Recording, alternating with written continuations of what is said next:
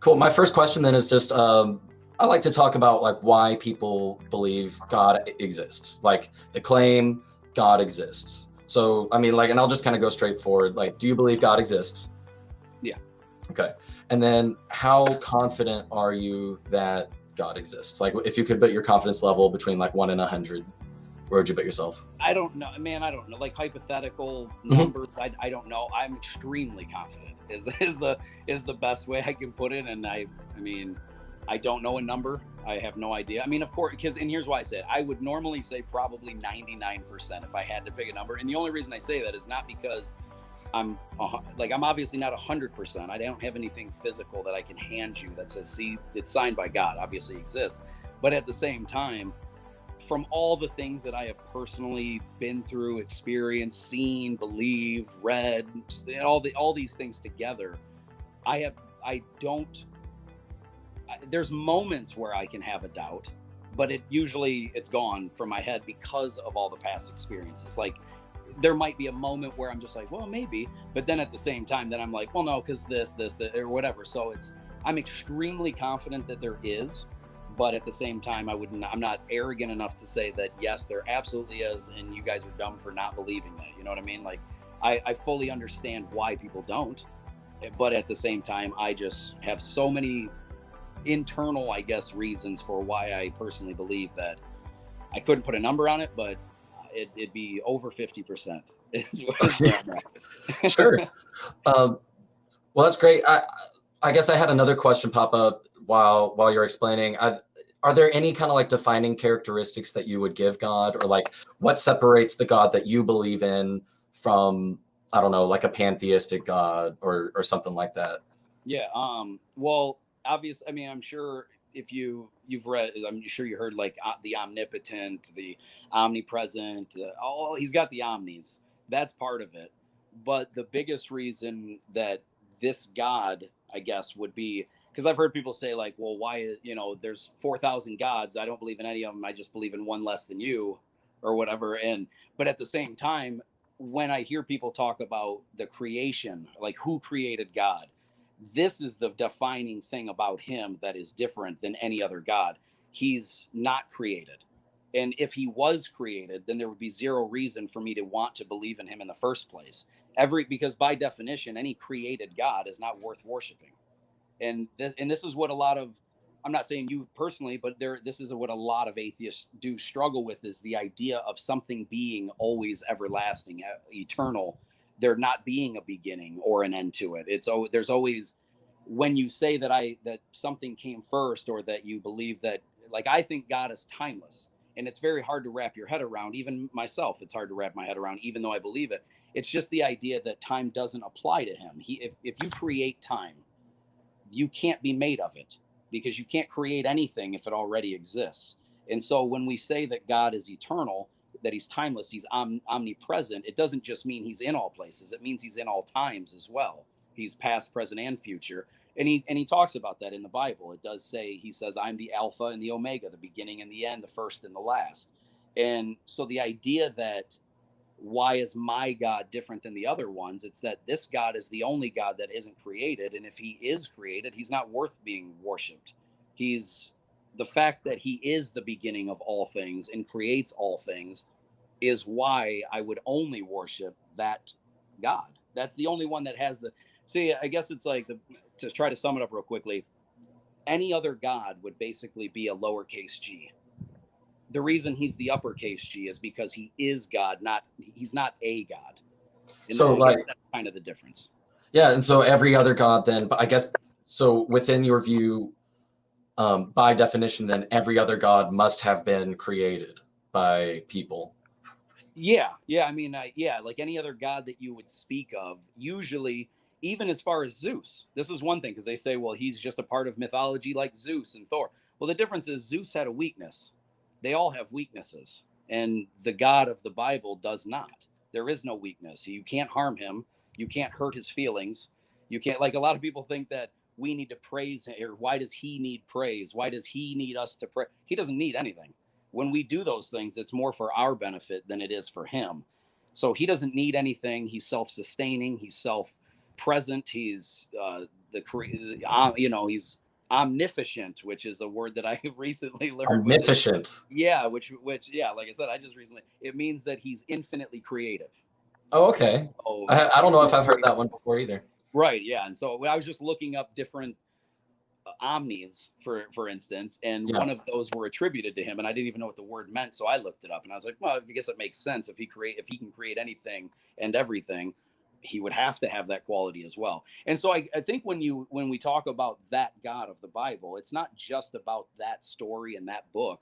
It's more about the idea that the beginning of everything is him, and is of him. Like the creation of all things comes through him. And if there was a before him, he wouldn't be God. And so that's kind of like the definition of him, is that he, like the God that I believe in, the only one worth worshiping, is one that does not need to be created, does not have a master, does not have something come before him. He is the before. He's the prime mover, as Aristotle and Socrates and all these guys said, the prime mover, the uncaused first cause. Because you have to get to that point. Like a lot of atheists don't seem to like go with that. They don't believe that. They believe in infinite regression. And I've kind of proven in I don't know if you've seen it in the TikTok, but I've shown why you can't have infinite regression. You can't have it. It's not logically possible to have infinite regression, because if you have infinite causes, if something comes before every cause, then infinite reasons have to be a cause. Mm-hmm. And if there's infinite reasons that's a cause, then that means at some point in the past, I'm a cause and you're a cause. And this iPhone that I'm doing this on is a cause. And that's just, you can't have that. So obviously, and that's why I say even the ancient Greeks knew this. There has to be a prime mover, a beginner, a starter, the uncaused first cause. And Okay. that's what I attribute to God. All right. Well, I guess like the next thing that I try to get into. So now that we've kind of got an idea of what God is, the God that you believe in. Next, I would just ask, and I know that Pasta kind of got into this. He said, "Why do you, why do you believe God exists?" And I guess I wanted to go through a couple of those reasons with you. And so you said you're very confident. What are some of the things that make you extremely confident that God actually exists? Well, it's like I said, I mean, the easiest way I can say it is that it's just a collection of all of these things. But like some of the ones that I guess really zero it in is more of logic and philosophy, like what we just talked about with the infinite regression and the prime mover. He would fit that category. The idea of him not having a beginning, or like for instance, if you go, even if you're using the universe looks as though there is a beginning to it. Everything is constantly expanding. It's expanding faster as we speak. Everything is speeding up with the amount that it's expanding outward. There's zero reason to believe that it's going to come back in unless you apply faith.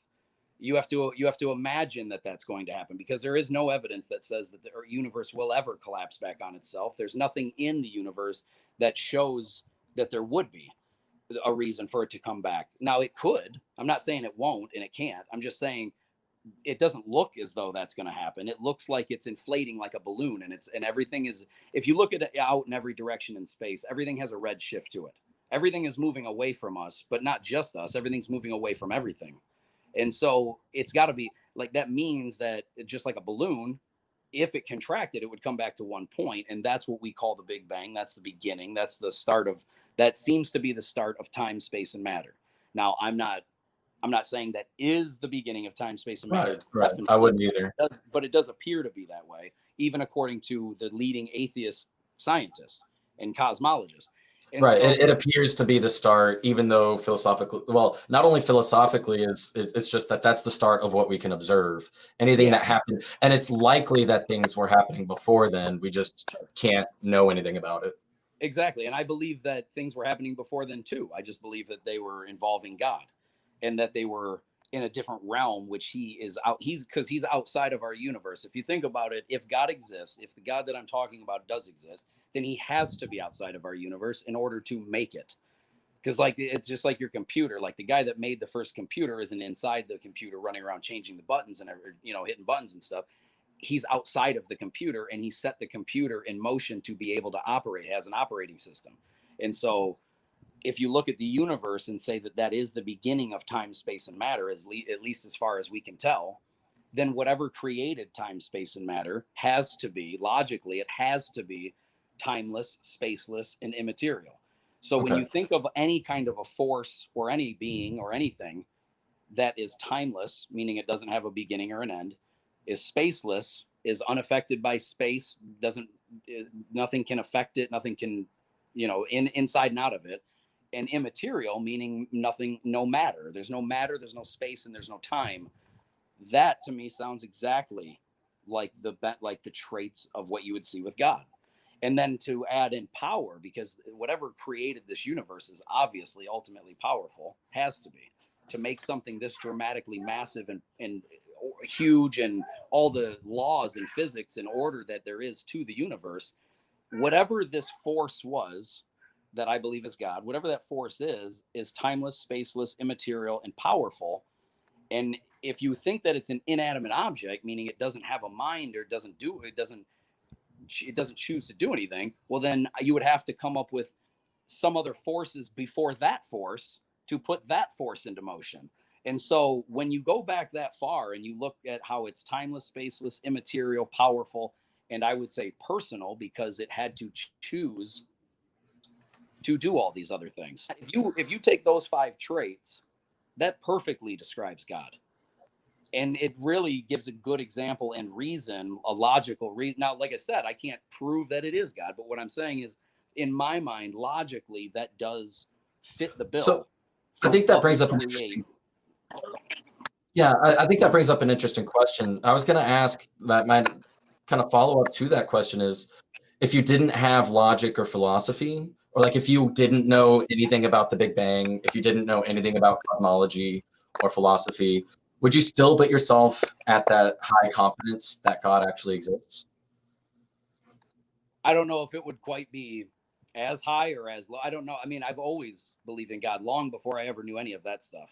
Well, yeah, I was about to say, so like to what degree does logic and philosophy make up your confidence that God actually exists?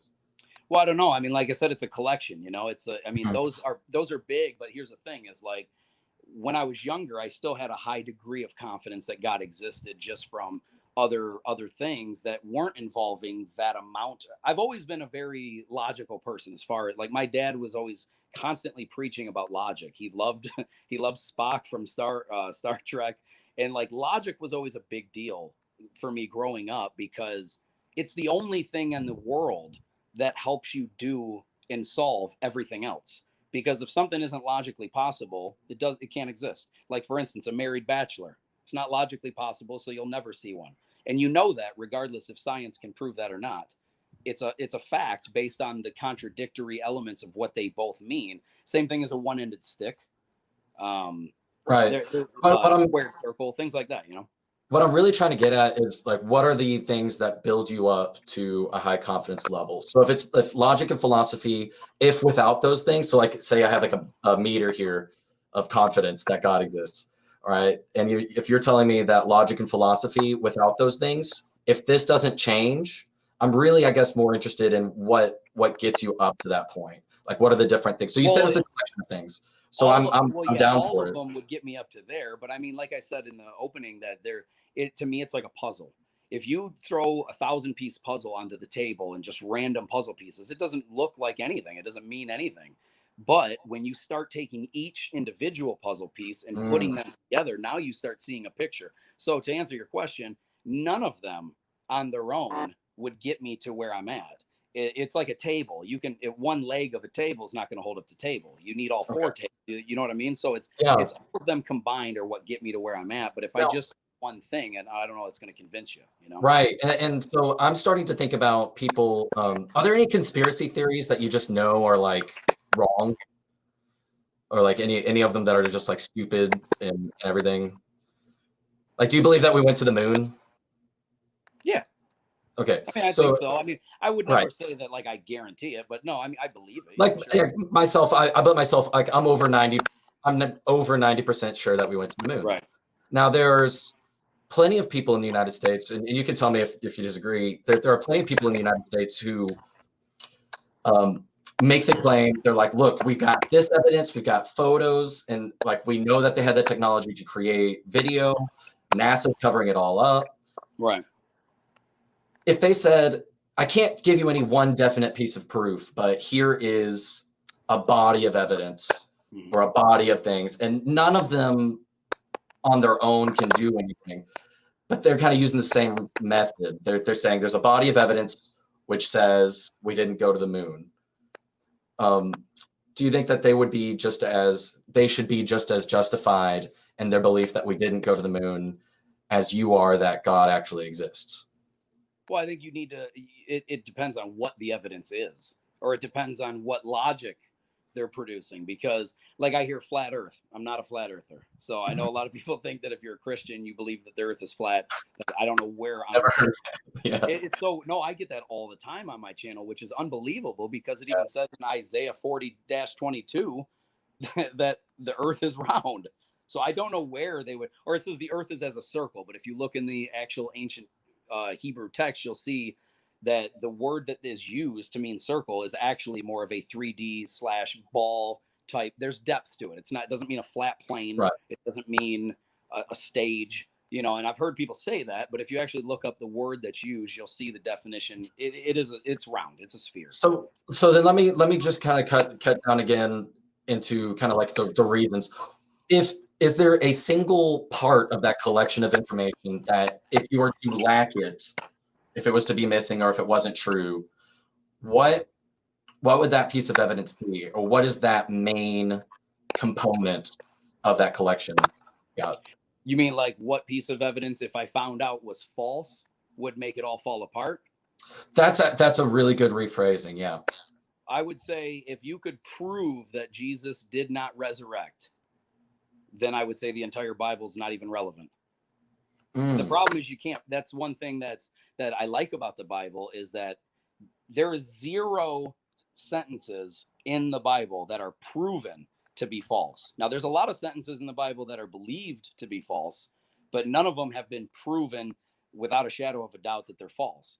As a matter of fact, with the story of Jesus's resurrection, there is tons of information about this. Dr. Gary Habermas has written tons of books about this. He's actually in the process of writing a 5,000-page book of all the different evidences and stories and testimonies and things like that, as well as the history and how Christianity boomed. And it's just, there's so many things that in that story, there are things that you can't prove wrong, but there are a lot of things that you can prove right. And so I look at the Bible. That's one of the big things, I guess, if, to circle back to what you were saying about why I was so convinced, even as a kid, is because as a kid, I understood, I mean, I guess not all of it, but I mean, as a kid, I realized the relevance and the truth behind what the Bible is saying and what isn't, what parts of it, the fact that none of it is proven false at this point is incredible to me. I mean, there's 40 plus authors, 66 books throughout over 1,500 years of writing. And to this day, none of it has been proven false, but there is a lot of scientific things in the Bible that have recently been discovered that the Bible said long before we ever knew it. Like, for instance, water in the earth, under the ocean floor. Now, it talks about that in the Bible, about water being under the ocean, in the earth, water coming up from the fountains of the deep to create Noah's flood. Now, it's claiming in the Bible that there was water under that ocean. I mean, we've now recently found that. Sorry. Yeah, and I'll stop because it's like, here's the thing. I agree that there's tons of factual information. I'm not one of those. I'm not necessarily a mythicist. I don't think it bothers me necessarily that. Or like the notion of Jesus existing doesn't bother me. Like, I understand that there are plenty of people named Yeshua alive at the time, plenty of people who were doomsday sayers, like predicting the end of the earth, plenty of cults, plenty of like the Bacchus, like the god of wine had his own cult where they were like murdering people out in the woods. Like, these things are common. People being crucified at the time were common. I don't have an issue with any of those. I guess my thing then, so the one thing that you would need in order to believe that God doesn't exist, I guess I'm also interested in, let's say Jesus did resurrect. What about that necessitates a God existing. So like if I'm focusing on the God claim, not necessarily Jesus, what about a resurrection demonstrates a God's existence? Well, there's a few things. I mean, one, we don't ever see that happen. I mean, it's one thing for somebody to be dead for 5 minutes, 10 minutes, an hour, or something like that, and then come back. It's a whole other story for somebody to be dead for several days, be pierced through the side, beaten, thorns on the head, even crucified. To see anybody come back from that. It's never I mean, it's never been recorded if it has, but one of the biggest parts about that also is not just that some human being named Jesus did all that, it's who he claimed to be and then doing it. So if there is and this is why it's important, because if there is a God and if Jesus is who he says he is, then the fact that he claimed to be God and then was killed the way he was, like it was predicted many, many years before that, to do all that and then to rise after 3 days, like was also predicted before that, and then for there to not be a good explanation from anybody other than the fact that the disciples claimed to have seen him after, and so did many other people. And you could say that, they may have just wanted to, maybe they lied, maybe it was hallucinations, all these things. But the one thing that doesn't make the slightest bit of logical sense, and like I said, I'm a big fan of logic, is that these disciples then changed everything about their lives, and they went on the run, they went into hiding, they've gotten arrested, they were stoned to death, one of them was crucified upside down, allegedly, and one of them was banished off to an island to then write Revelation, John, the book, John. And there's no logical reason why people, because what was said at the time is that they stole the body. The disciples stole the body. That was the only logical reason, because nobody to this day has ever found Jesus's bones. And Right. so it claimed that the disciples stole his body. Well, the disciples, if they stole his body, then that means they're admitting that this is a lie, clearly, because to believe that he resurrected, or to tell people he resurrected, if they stole his body, they would know that he didn't resurrect. Right. But the fact of the matter is they completely changed their lives, So, and but then I guess, died for this supposed lie. yeah. So I guess there's like a couple things. So is it like the fact that Jesus claimed to? So that's interesting, and I'm really glad that we're having this segment, because I think I've only got about 2 or 3 minutes left, and then we're going to keep this moving forward. And I guess my own, really, I view my job as kind of summarizing how did you come to your conclusion that God exists? So if I had to summarize it, the biggest thing, so you've got a collection of evidences, or like a collection of facts. And then you're saying that the one thing, if we pulled the linchpin on that, if we proved that Jesus didn't resurrect, that would make the whole thing fall apart. And I guess my next question, just leading to the end of this segment, is what evidence do you have then that Jesus actually did resurrect? And then we'll allow kind of everyone else maybe to tack onto that. Yeah, well, a lot of those things that I was just saying. I mean, there was plenty of witnesses. There was, it was written down historically in that time period and long after. There was respected, credible historians named Josephus and Tacitus, which came later. A lot of people think when I bring them up that I'm claiming that they lived with Jesus or lived at the same time, and they didn't. I know that, but these were respected, credible historians. These weren't guys that just wrote down stuff and then somebody goes, "Oh yeah, that's true." These were guys that were known to be writing their actual history. And the fact that they wrote about Jesus and his death and the effects that he had and the supposed miracles, and they basically are verifying the same story outside of the Bible. And here's the key though about that. Neither of those two were Christian. The Jews were the ones that killed Christians. Well, and Paul wasn't either. So like Paul, that's yeah, another one. Paul's my favorite. He's my favorite person to talk about when it comes to conversions. Yeah. So I guess you're saying that we don't ever see people resurrecting. I guess like I'm interested in. So if we understand that doesn't happen, and it is a miraculous claim, would you say that were there any eyewitnesses to Jesus actually rising from the dead? During him waking up? No. Yeah. He was inside the tomb. Did anybody watch him walk out of the tomb? No, but many people have seen him afterwards. Right. Yeah. And so I guess like those are like a couple of my biggest objections personally. And I know that we're about to keep moving on. So like my personal objections then to the thing that is the linchpin for you. And that's why I like talking this way, because I want to identify where exactly is our difference. Yeah. It's that we don't ever see resurrections happen. Right. So like, in what way is a historian writing about it at the time after, so there were early Christians right after the death of Jesus. You know, in my view, how do we know that the early Christians weren't already convinced that Jesus rose from the dead, and then they were able to convince others? I'm totally down to believe that they were true believing Christians at the time. And then the fact that there's no eyewitnesses of him walking out of the tomb, the way that the things that we know about psychology, people can misremember things. They can perceive something wrong, they can remember it wrong, and they can tell it wrong. All of those things to me, you know, so if I had to be in Shark Tank, it's like, for those reasons, I'm out.